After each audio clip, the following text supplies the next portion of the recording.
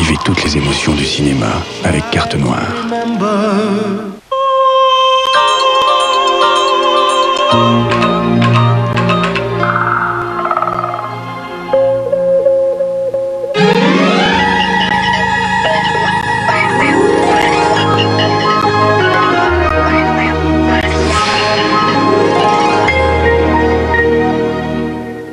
Vous avez voulu d'abord être peintre.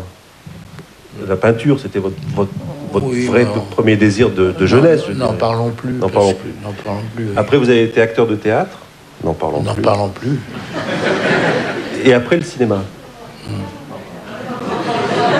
N'en parlons plus, vous avez raison. Vous avez la réponse. Oui, on pourrait très bien ne pas en parler.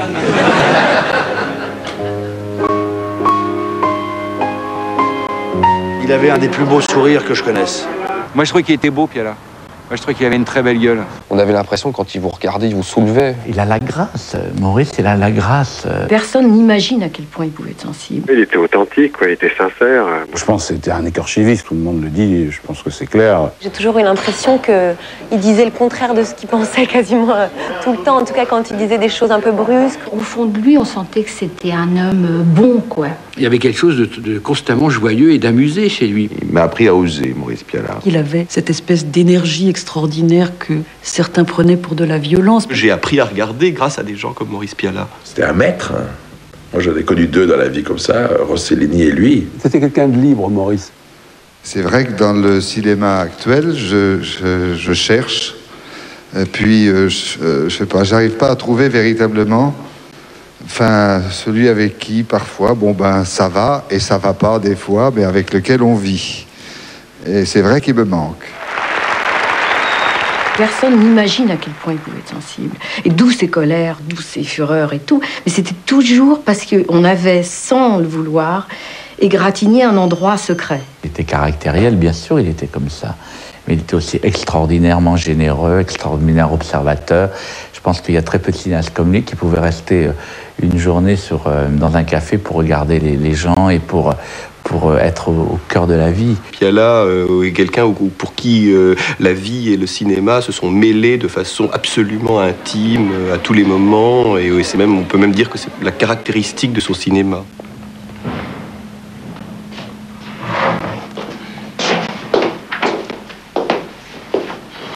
Je t'avais dit de foutre le camp. Je t'attendais, j'avais pas d'argent pour prendre le train. Il créait un espace autour de lui où il y avait une telle exigence d'authenticité que c'est même au-delà de l'écoute, quoi. C'était du ressenti, quoi. Il y avait un truc, c'est un charnel, c'est un sensualiste, Piala. Et dans son rapport au physique, avec ce regard incroyable de puissance comme ça. Le fait qu'il ait souvent fait des films avec Depardieu, il y a quelque chose de commun entre eux. Je trouve, c'est une énergie énorme et un mélange, je dirais presque de féminité et de virilité. Ils peuvent être tour à tour très violents et en même temps parfois d'une sensibilité presque féminine. On a l'air fin là. On est comme deux gamins. Au contraire, je trouve que c'est ça qui est bien. Les confidences des femmes qui ont vécu avec lui ou qu'il a pu approcher, c'est toujours la même chose, l'impression qu'elles étaient uniques au monde, qu'elles étaient attentives, à elle. Et il faut remarquer que là, toutes les personnes avec qui il se serait fâché, mais étaient toutes là, autour de lui, dans les derniers mois. Il a dérangé, mais il a arrangé. Et les gens sont tous revenus vers lui. Il s'est séparé de personne. Tiens, là, le père. Martine, qu'est-ce que vous branlez toutes les deux là? T'as pas cours ce matin, Suzanne? On ne rencontre pas beaucoup de gens qui nous font parfois avancer dans la vie, mais là, lui, il était là. C'est bien.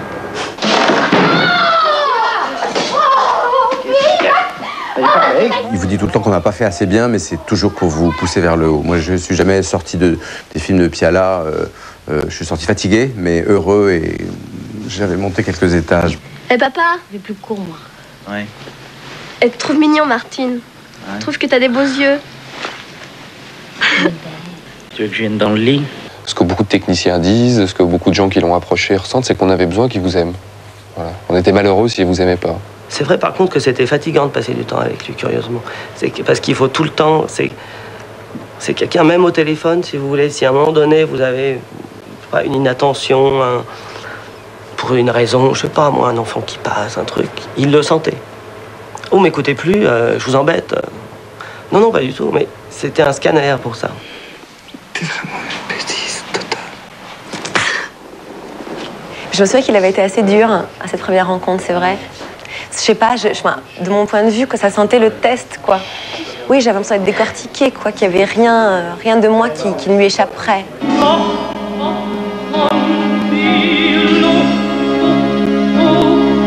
Dans tous ces films, il y a quelque chose de lui. La solitude, en même temps, il n'était pas seul, mais cette sensation d'être seul par moments. Il disait des choses, puis toujours à la fin, il disait en même temps, c'est pas complètement vrai, parce que bon, en même temps, bon, alors non, parce que je dis ça, puis en même temps, bon, j'aime bien ton blouson, mais en même temps, il est pas beau, quoi, on est d'accord, hein. Alors, on savait plus très bien ce qu'il pensait, puis en sortant, j'ai dit, ben, alors, je sais pas, vous le trouvez bien, mon blouson? Il m'a dit, oui, en même temps, bon, en même temps, ça sert à rien, un blouson, bon, faut être con pour avoir des blousons, alors. J'ai dit, mais si vous voulez, je vous le donne. Il m'a dit, ah, bah ça, c'est gentil, t'entends, Sylvie, il est gentil, lui, il me donne son blouson. Ah, mais oui, bien sûr. Où avais-je la tête? Le placard. Non, Michael, non. Quoi? Maurice Pialat? Quel merveilleux acteur. Quel merveilleux acteur, ça vient de lui, donc ça nous a beaucoup fait rire. Et on est resté en contact et il s'est révélé être un téléspectateur assidu de notre émission, ainsi que d'autres émissions d'humour, ce qui nous a totalement étonné, quoi. Il connaissait les Robins des Bois, les Nuls, etc. Enfin, il était capable de raconter des sketchs par cœur, c'était incroyable. Maurice me faisait beaucoup rire. Chaque fois qu'on se retrouvait autour d'une table, autour d'un bon vin et de bonne bouffe, on refaisait un petit peu le monde. Et j'aimais bien ces révoltes qui étaient pleines de charme. Il était d'un naturel peut-être un peu perturbé de temps en temps, mais il avait toujours ce beau sourire et puis ce regard sur les choses qui était tellement juste.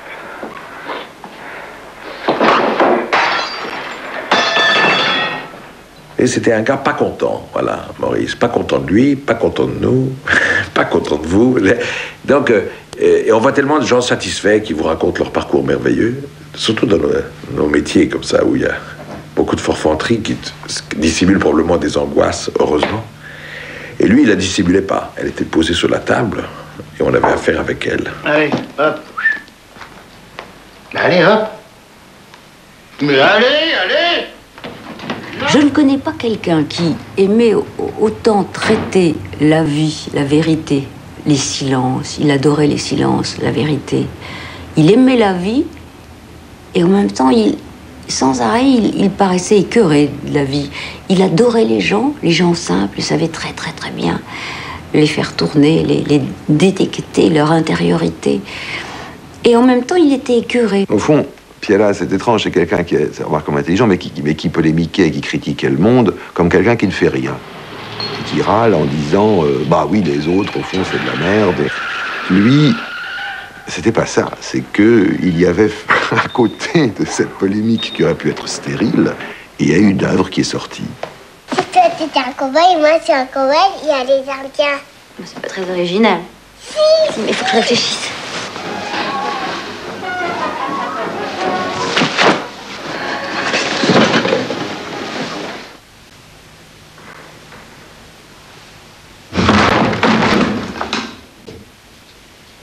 Je voudrais bien vous offrir un verre, mais ici, c'est plutôt les femmes qui payent. C'est pas un rond. Ouais, ça marche pas. Ça marche pas très fort, les affaires, en ce moment, hein? Hein? Attends. Non, mais attends. Non, attends, c'est pas grave. Écoute, la prochaine fois que tu me fais un coup comme ça, Suzanne, hein, je t'étrangle.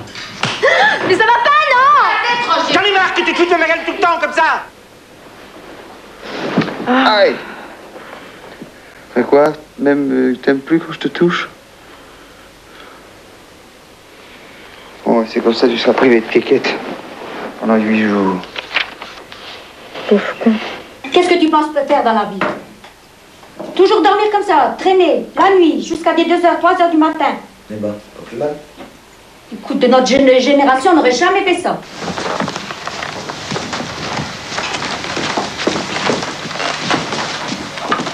J'en ai marre, je veux plus te voir. T'entends, je veux plus te voir, j'en ai marre de toi. J'en ai marre de ta sale tête. J'en ai marre de ton cinoche. Fous le corps que je t'en vois plus. Qu'est-ce qu'il y a? Qu'est-ce que je t'ai fait? Je t'ai rien fait.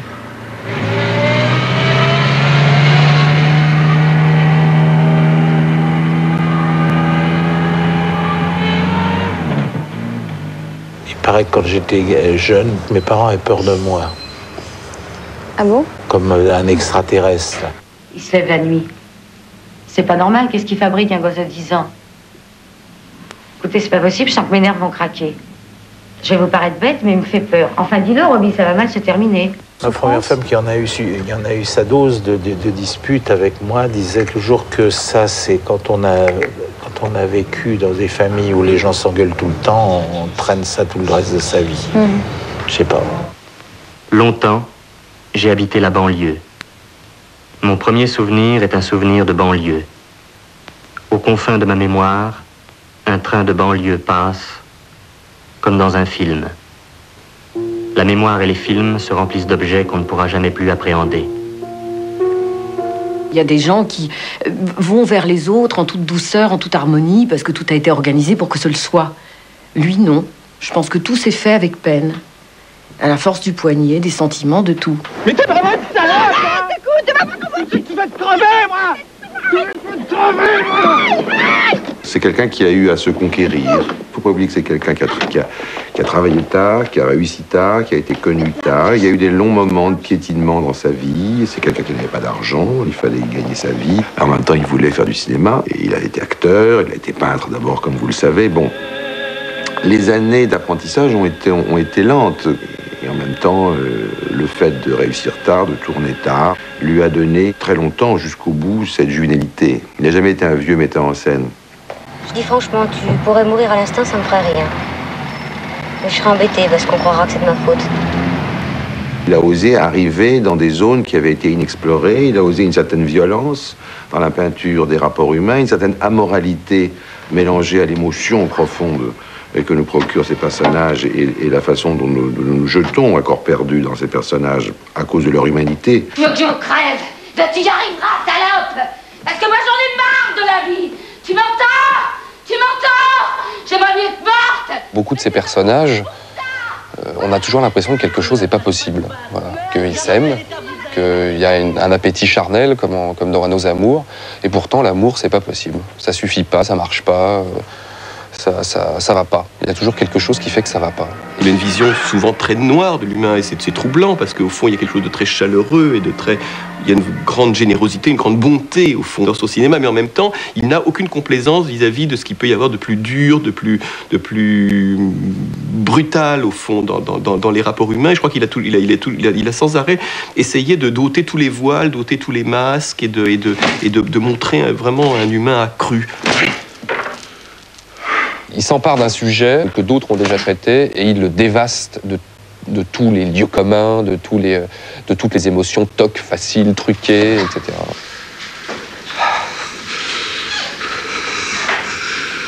Ta douleur est stérile, Satan.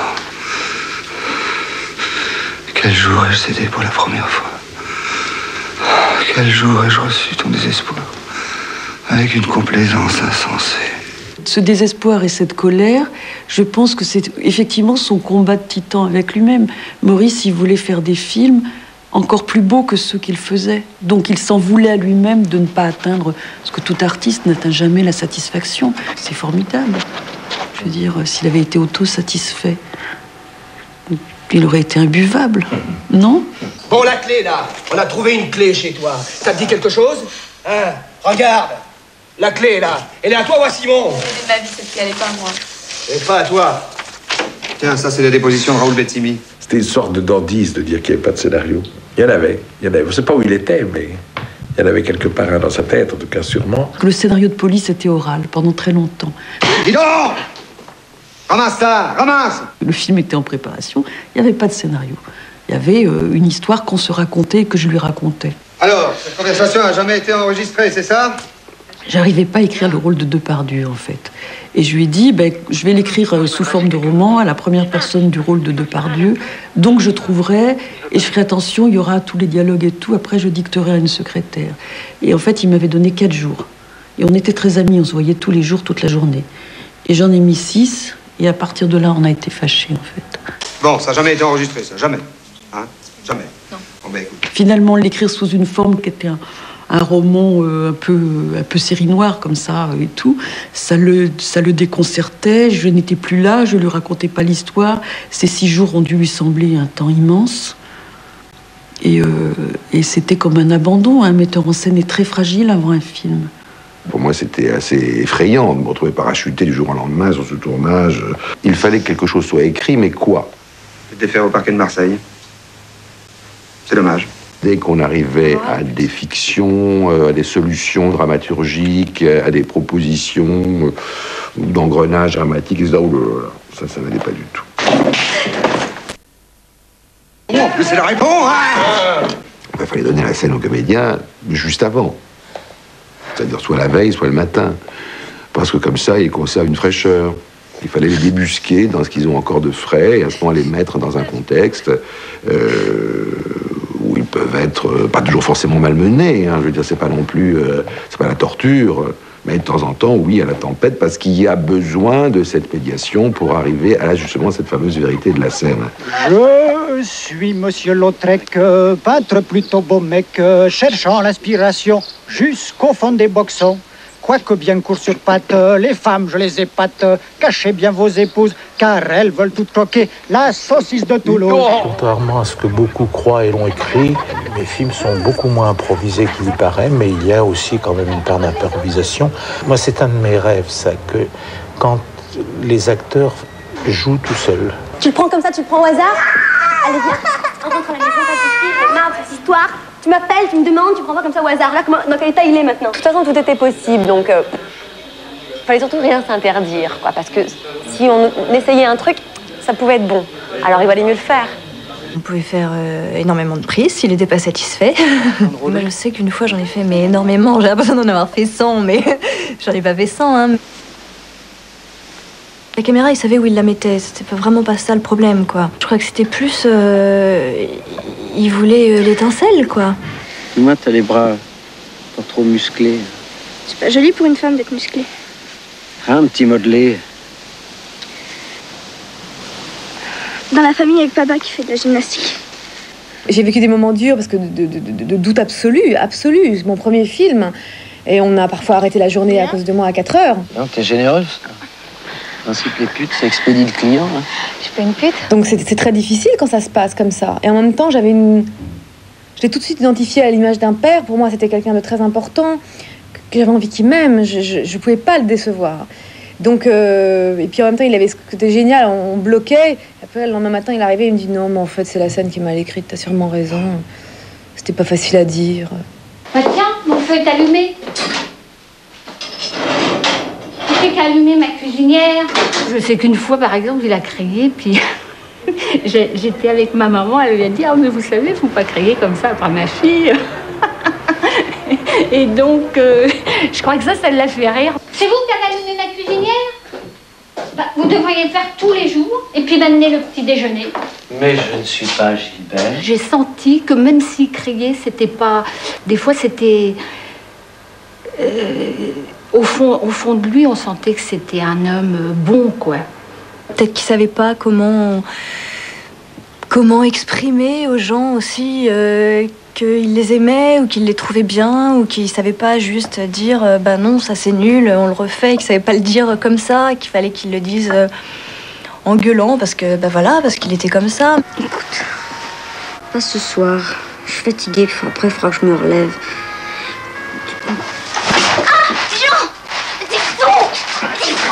Je me souviens d'une chose, c'est que Jean-Yann était absolument contre certains comportements du personnage. Il n'avait pas envie de jouer ce personnage un peu odieux, finalement. Et Maurice y tenait parce que c'était aussi sa vie.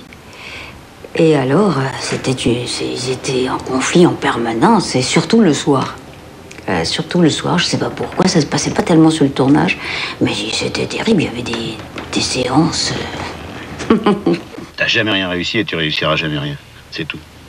Et tu sais pourquoi? Parce que t'es vulgaire, irrémédiablement vulgaire. Et non seulement t'es vulgaire, mais t'es ordinaire en plus. Toute ta vie, tu resteras une fille de concierge.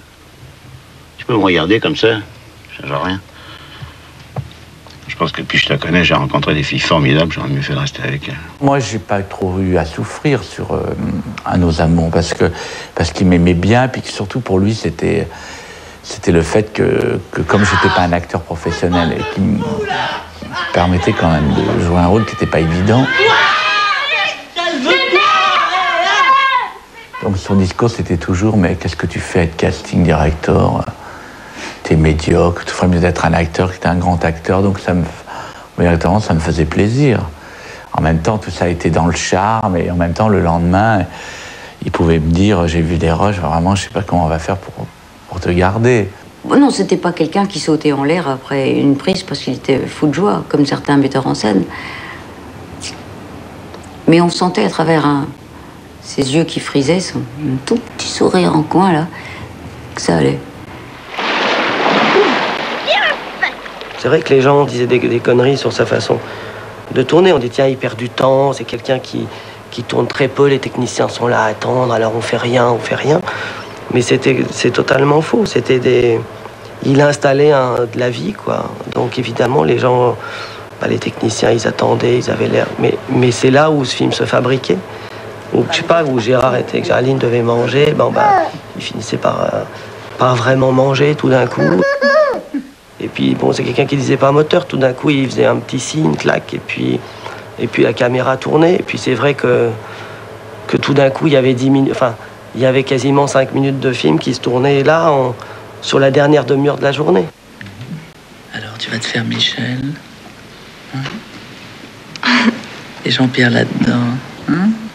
Il avait toujours dit, le père est mort, donc on avait dans le scénario, il était mort.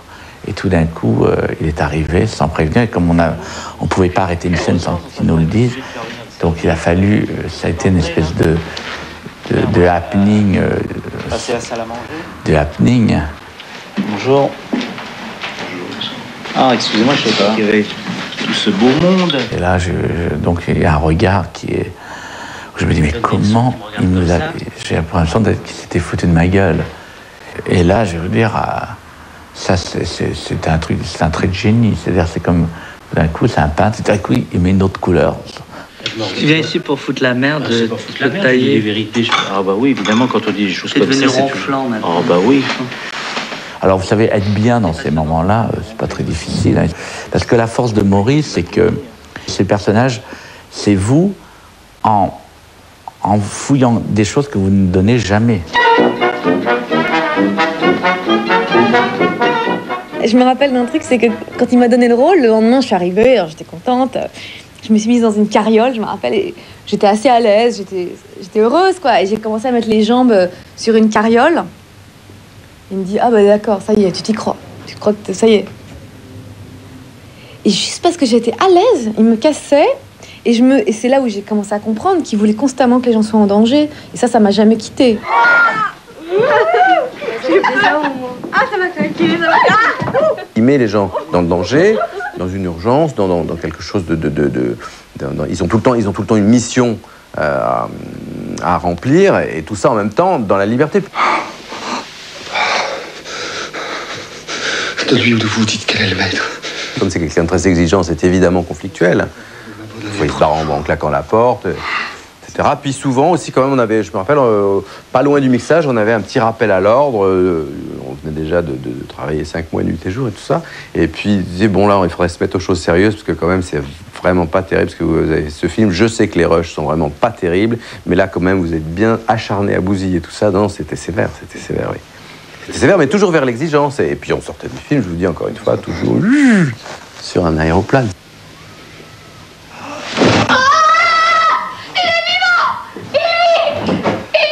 Sur les 3 films que j'ai fait avec lui, donc Le Soleil de Satan, Van Gogh ou Le Garçu, ça a toujours été ce genre de relation où il fait confiance aux gens avec qui il travaille, contrairement à ce qu'on peut dire, sauf qu'il leur demande toujours plus. Il m'a appris que la bande-son d'un film pouvait raconter quelque chose. Comme par exemple dans Van Gogh, quand Van Gogh revient après s'être tiré le coup de revolver et il se laisse glisser le long de l'arbre jusqu'à s'asseoir, il m'a poussé à faire quelque chose qu'a priori je n'aurais pas fait naturellement s'il n'avait pas été avec moi, c'est de garder presque un accident de son, qui est un accident de micro-cravate qui bouge un peu dans ses vêtements, donc qui donne sur le plan sonore quelque chose d'hyper présent.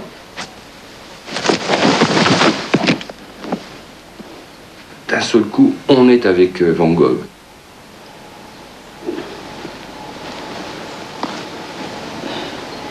Quand on regarde un film de Piala, moi j'ai une admiration particulière pour À nos amours, par exemple, et puis que derrière on voit un film classique, on va dire, bah, parfois on a l'impression que c'est toc, que d'un coup, dans l'autre film, les temps sont faux, que les gens trichent, que la caméra sait exactement ce qui va se passer, que tout ça a été fabriqué.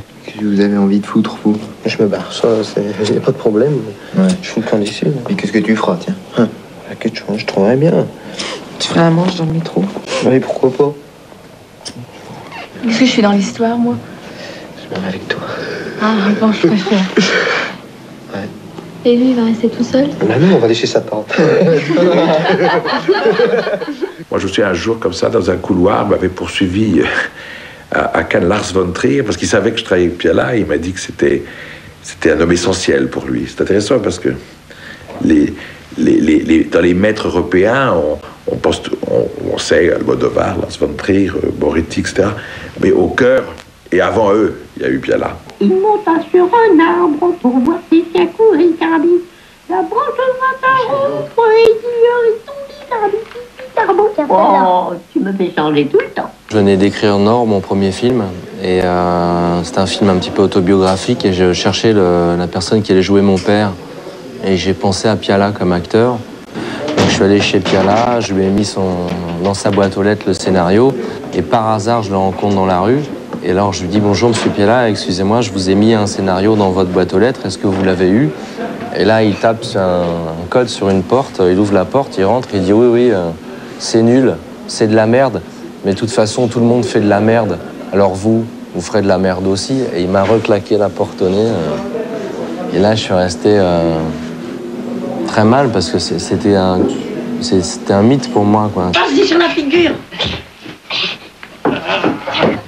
Et après, je lui ai écrit une lettre très méchante en disant que s'il fallait être aussi con pour faire des films aussi beaux que L'Enfance nue, alors il avait sûrement raison, j'allais faire de la merde. C'est Cédric Kahn qui disait dès qu'on lui dit qu'on aime bien un truc de son œuvre, il se referme comme une huître. J'ai l'impression que pour tous les films que je fais, je me dis que c'est jamais assez bien. J'ai toujours sa voix à l'intérieur de ma tête, mais pour tous les films que je fais, toutes les pièces, chaque fois que je rentre en scène, chaque fois qu'il y a un clap de cinéma.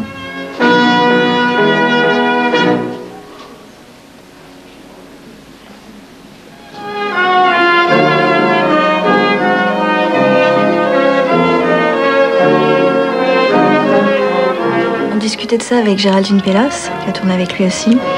Et on se disait qu'en fin de compte, dans tout ce qu'on a fait, il n'y a pas une fois, pas un film, pas une petite chose où on ne s'est pas dit mais tiens, qu'est-ce qu'il va penser de ça, Maurice?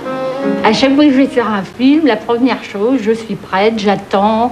Donc il m'a appris la rigueur, la patience et voilà. Alors à chaque fois on me dit toujours « Ah ben Lise est toujours prête ». Alors je dis « Ben voilà, moi j'ai eu une expérience avec Monsieur Piala et quand on tourne avec Monsieur Piala, il faut toujours être prête. Donc ça me restera, je crois, jusqu'à la fin de la fin de mes jours, quoi. » C'est quelqu'un qui les a vraiment emmenés sur des chemins plus loin que nous-mêmes, voilà.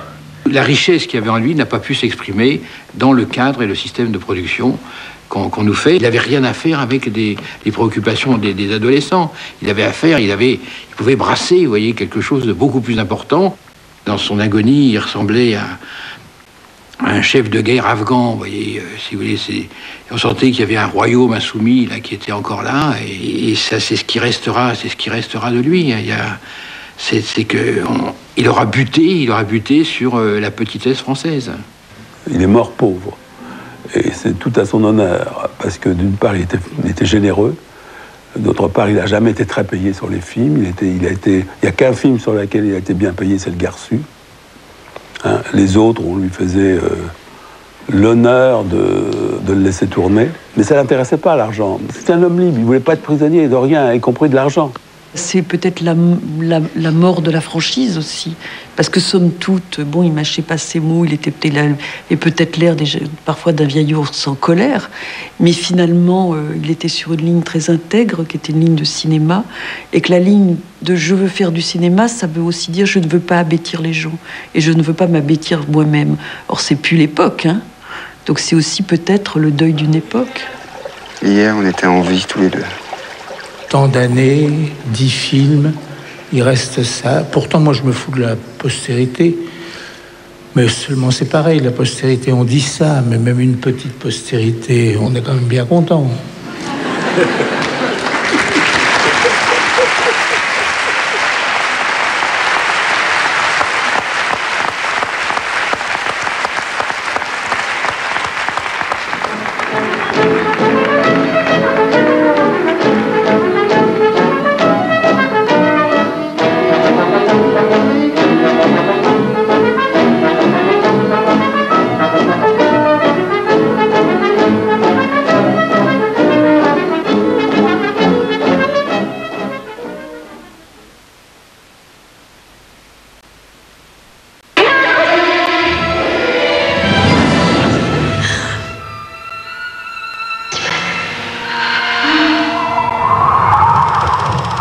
Vivez toutes les émotions du cinéma avec Carte Noire. Remember.